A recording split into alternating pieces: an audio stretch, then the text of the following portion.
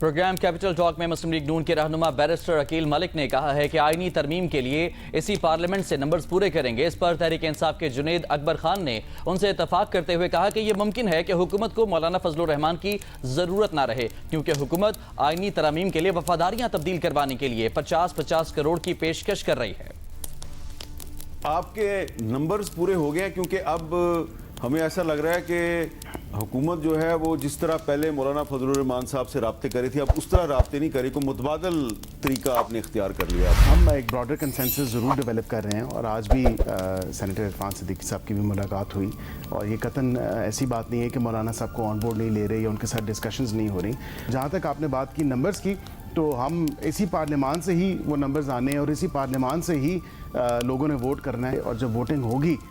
تو وہ آپ کے سامنے ہوگا۔ بالکل برسٹر صاحب صحیح فرما رہے ہیں، ان کے لیے اتنا مشکل نہیں، کیونکہ جو آپ کنڈے استعمال کر رہے ہیں ابھی تک تو 50 لاکھ روپے تک تو میرے سامنے آفر آئی تھی، جو 50 کروڑ تک۔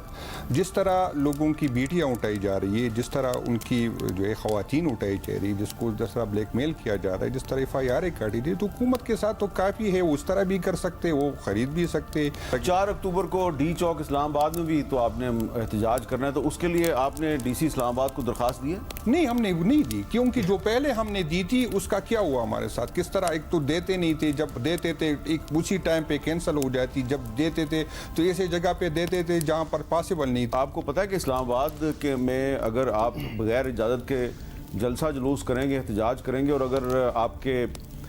کارکن گرفتار ہو گئے تو ان کو تو سزا ملے گی۔ ابھی بھی ہم پہ دہشت گردی کی FIR ہے، بغاوت کی FIR ہے، یقین کرے مجھ پہ تو تقریر کی بھی، مجھے واٹس ایپ میسج پہ بھی جو ہے بغاوت کی FIR ہے، تو ابھی ہمارے لیے کیا مسئلہ ہے؟ اگر 1 2 3 4 5 اور ہو جائے تو کوئی مسئلہ نہیں۔ میرے ذہن میں تو ایک ہی بات چل رہی تھی کہ FIR نہ چاکا لے گیا، تو وہ